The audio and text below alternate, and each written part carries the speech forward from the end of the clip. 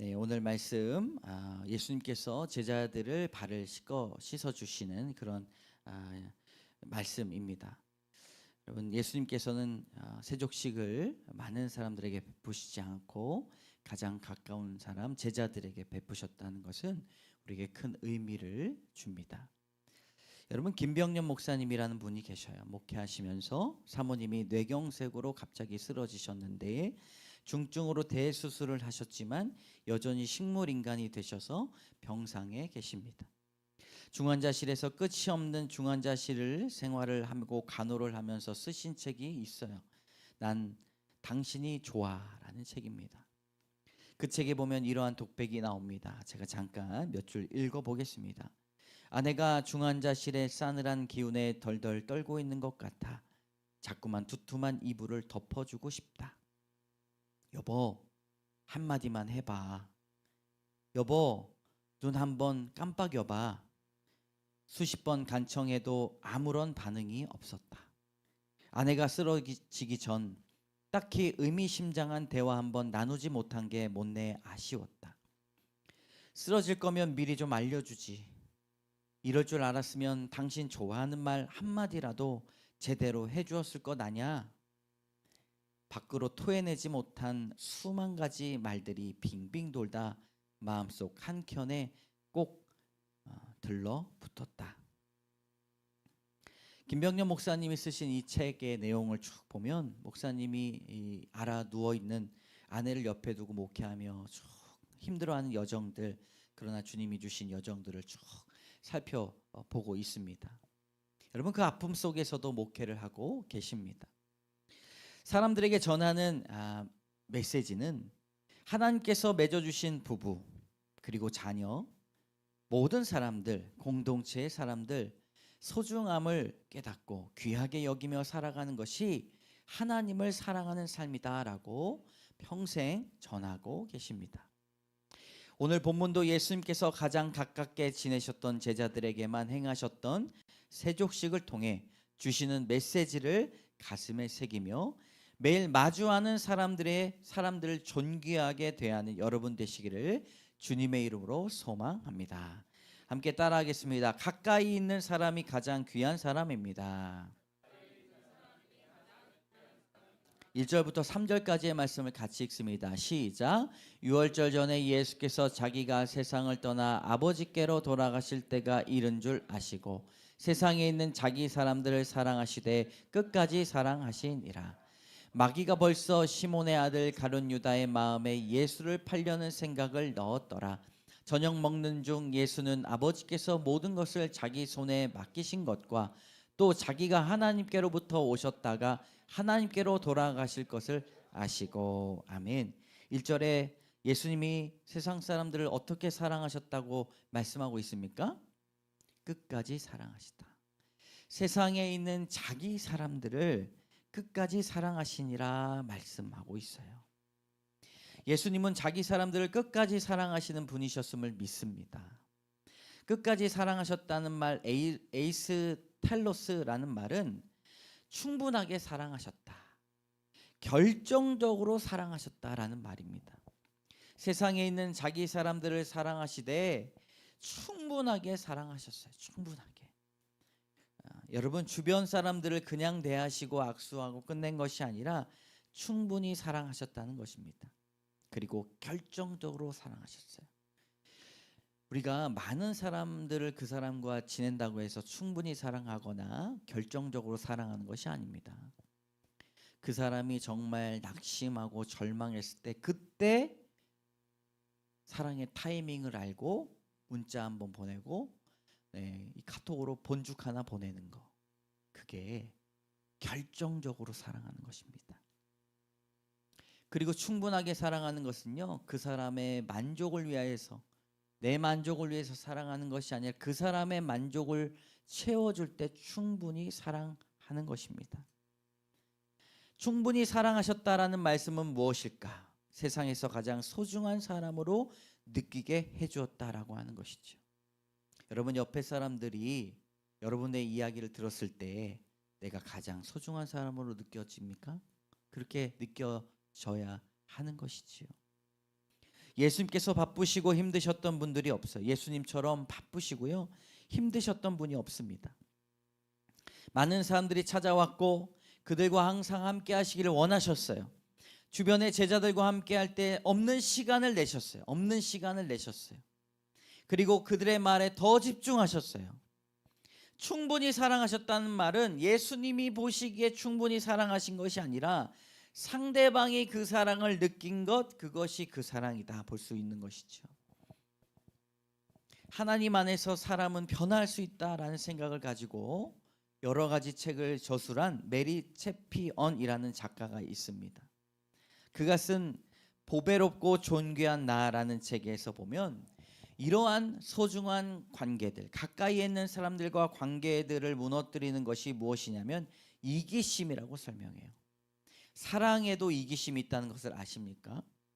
사랑하는 사람들, 어떤 이기심인가? 자기 만족과 자기 도취라는 비정상적인 사랑을 만든다라고 하는 것이지요. 거기에 책에 나온 부부가 있어요. 상담을 받는 부부인데 상담 중임에도 불구하고 언성을 최대한으로 높여서 소리를 지릅니다. 그리고 서로의 정당한 권리, 자신이 생각했을 때는 정당하다고 하는 권리를 주장해요. 끊임없이 싸웁니다. 자기가 정당하다고 하는 권리, 옳다고 생각하는 권리를 끊임없이 여러분 요구하면 그 부부가 상황이 좋아질까요? 그렇지 않죠. 결국 이 이기심은 두 부부를 해치게 되었고 비정상적인 사랑의 모습을 자기 만족과 자기 도취로 우리는 볼 수가 있습니다. 서로 충분하게 사랑받기를 원했지만 상대방을 충분하게 사랑해 주는 것에는 완전히 실패한 것입니다. 여러분 어떻습니까? 상대방을 예수님처럼 충분하게 사랑할 수 있을까? 저와 여러분은 도저히 이런 일들을 할 수 없을 것 같죠.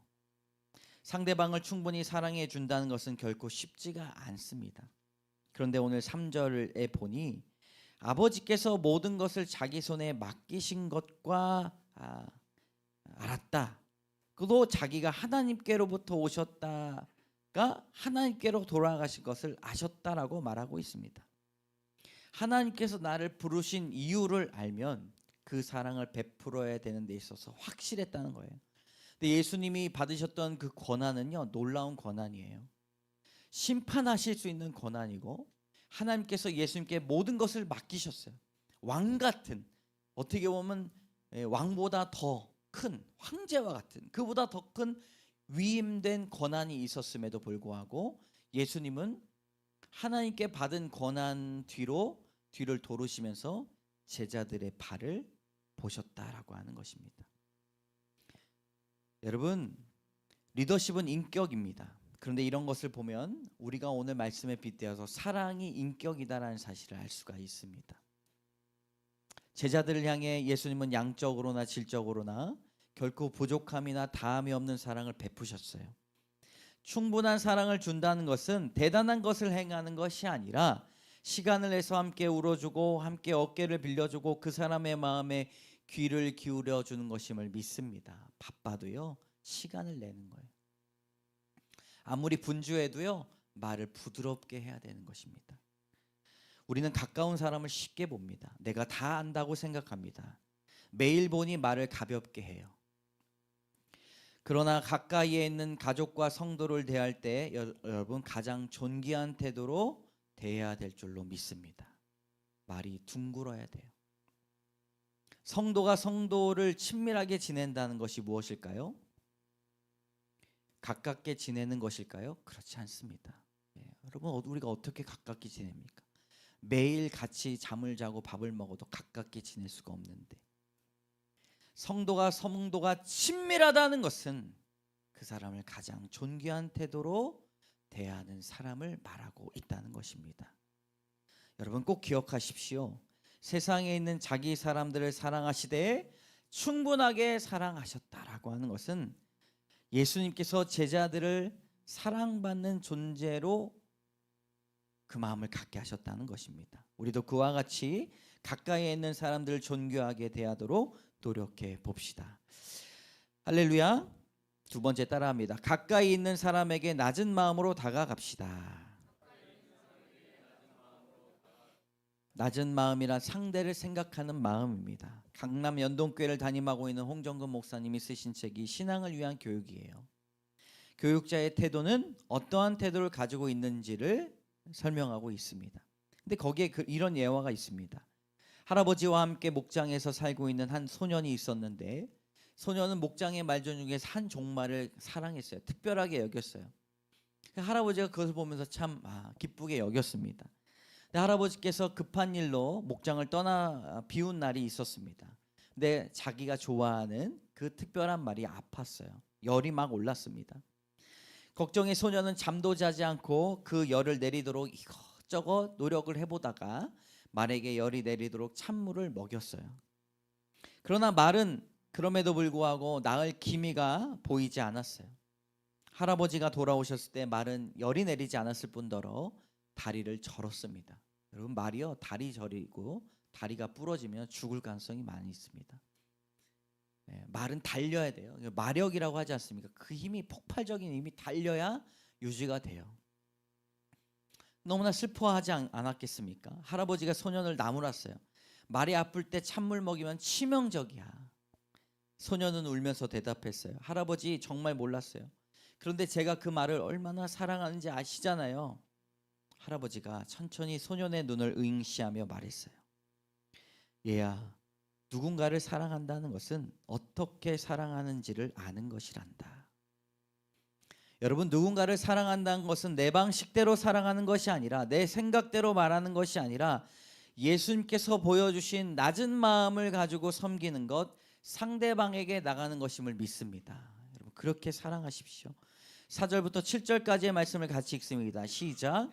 저녁 잡수시던 자리에서 일어나 겉옷을 벗고 수건을 가져다가 허리에 두르시고 이에 대야에 물을 떠서 제자들의 발을 씻으시고 그 두르신 수건으로 닦기를 시작하여 시몬 베드로에게 이르되 주여, 내 발을 씻으시나이까? 예수께서 대답하여 이르시되 내가 하는 것을 내가 지금은 알지 못하나 이후에는 알리라. 아멘. 예수님은 제자들과 함께 할 마지막 시간에 섬김이 무엇인가를 보여주셨어요. 겉옷을 벗으시고 수건을 가져다가 허리에 두르셨어요. 별것 아닌 자세히 같지만 이것은 사도 요한이 이 구절을 자세하게 써놓으신 이유가 있습니다. 겉옷을 벗으셨다라는 말도 있고 겉옷을 입으셨다라는 말이 있습니다.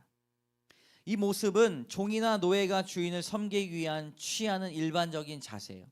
그러니까 예수님이 겉옷을 벗으신 이유는 종과 노예로 그들 앞에 서셨다는 것입니다. 그러니까 베드로가 깜짝 놀란 것 아니겠습니까?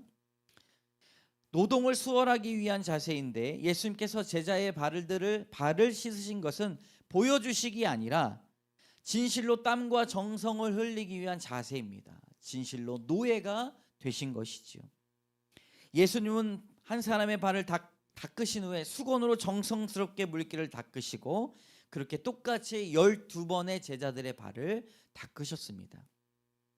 가장 가까이 있는 사람에게 종의 모습으로 보여주셨다는 것이죠. 여러분, 가까이 있는 사람에게 낮은 마음으로 섬기시기를 주님의 이름으로 축복합니다.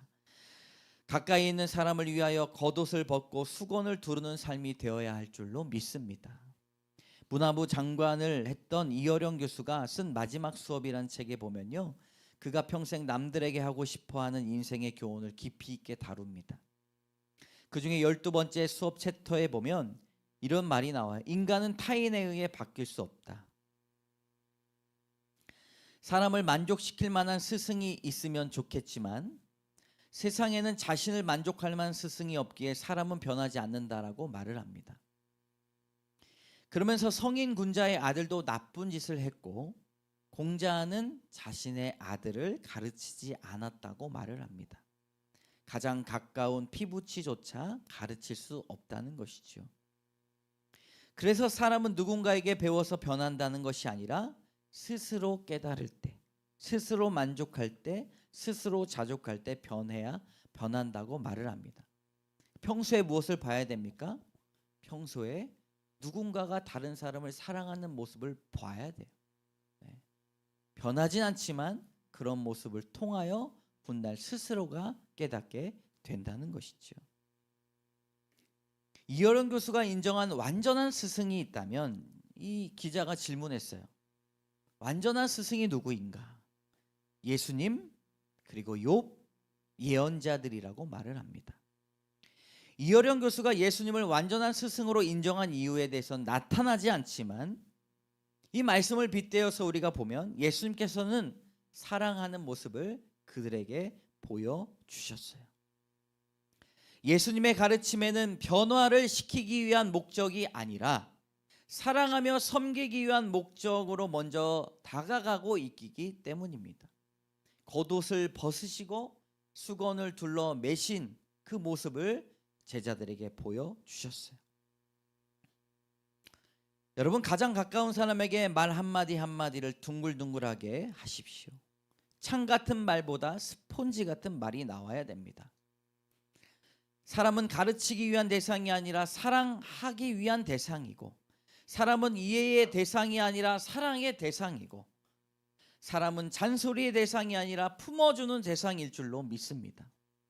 예수님께서 낮은 마음으로 우리를 인정해 주시고 품어주신 것처럼 가장 가까이에 있는 사람을 그렇게 사랑해 보면 좋겠습니다. 세 번째 따라합니다. 가까운 사람과 함께 싸워야 합니다. 왜 가장 옆에 있는 사람이 귀한 사람인가? 함께 영적으로 싸울 수 있는 사람이기 때문입니다. 12절부터 15절까지의 말씀을 같이 읽습니다. 시작. 그들의 발을 씻으신 후에 옷을 입으시고 다시 앉아 그들에게 이르시되 내가 너희에게 행한 것을 너희가 아느냐? 너희가 나를 선생이라 또는 주라 하니 너희 말이 옳도다. 내가 그러하다. 내가 주와 또는 선생이 되어 너희 발을 씻었으니 너희도 서로 발을 씻어 주는 것이 옳으니라. 내가 너희에게 행한 것 같이 너희도 행하게 하려 하여 본을 보였노라. 아멘. 여러분, 우리가 적을 상대방이라고 생각할 때가 많이 있어요.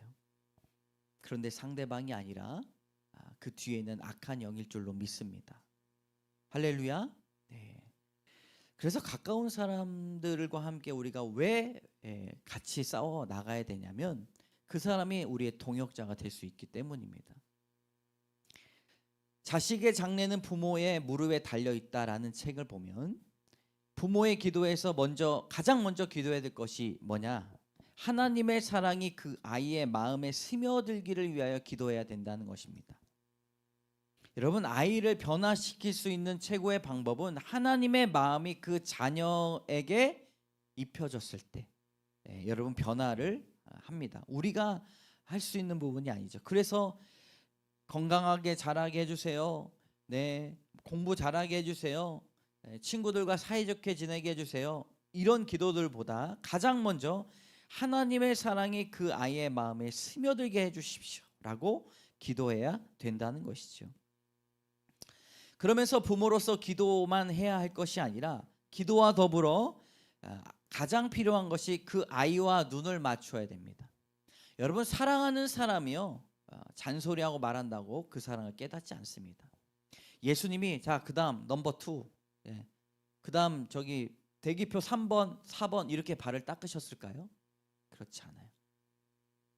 샌들도 조심스럽게 하시고 그리고 먼지를 먼저 털어낸 다음에 물을 떠오신 다음에 조금 발가락 하나하나 사이를 쫙 닦으시고 물을 흘리지 않도록 수건을 탁 쓰시고, 그럼 그걸로 끝났겠습니까? 그리고 눈을 뜨셔서 제자의 눈을 바라보시면서 축복의 말을 하셨을 것입니다. 여러분, 사랑의 눈으로 바라본다는 것, 그것이 주님의 시선일 줄로 믿습니다. 악한 영은요 우리가 상대방을 사랑의 눈으로 바라보지 못하도록 만듭니다. 가룟 유다 2절에 보니까 벌써 그 마음이 들었다라고 얘기해요. 언제라고요? 벌써 그런 마음이 누구나 듭니다. 누구를 저주하고 싶은 마음, 때리고 싶은 마음, 등 돌리고 싶은 마음이 있어요. 그때부터 무엇을 해야 됩니까? 영적인 싸움을 해야 된다는 것입니다. 가룟 유다는 진 것이죠. 여러분, 우리는 이것을 스스로 이겨낼 수가 없습니다. 작은 것에 눈이 걸리게 만들어요. 상대방의 버릇과 습관이 지옥처럼 느껴지게 만듭니다. 왜냐하면 우리는 한없이 약한 존재이기 때문입니다. 그래서 누구를 의지해야 되는가? 여러분, 악한 영을 대적으로 세우시고 우리 안에 성령의 능력의 검을 갖추어야 될 줄로 믿습니다. 할렐루야. 우리 로마서 5장 3절에서 5절 세 번역의 말씀을 같이 큰 목소리로 읽겠습니다. 시작. 그뿐만 아니라 우리는 환난을 자랑합니다. 우리가 알기로 환난은 인내력을 낳고 인내력은 단련된 인격을 낳고 단련된 인격은 희망을 낳는 줄을 알고 있기 때문입니다. 이 희망은 우리를 실망시키지 않습니다. 하나님께서 우리에게 주신 성령을 통하여 그의 사랑을 우리 마음속에 부어 주셨기 때문입니다. 아멘. 여러분, 상대방을 적으로 알면요, 그 사람이 싫어요. 근데 그 속에 그 뒤에 역사하는 악한 영을 보면요, 악한 영을 대적하기 위해 성령의 검을 내가 갖추기 위하여 더 담대해지고 영적인 눈이 떠지게 된다는 것입니다. 하나님의 사랑이 물붓듯 부으셔서 그 사랑이 흘러 넘치도록 의지해야 될 줄로 믿습니다. 결코 혼자서는 승리할 수 없어요. 여러분, 아멘 하시기를 주님의 축복합니다. 우리 눈에는 눈에 가시 같은 것만 보일 거예요. 눈에 가시 같은 것만 보이게 할 것입니다.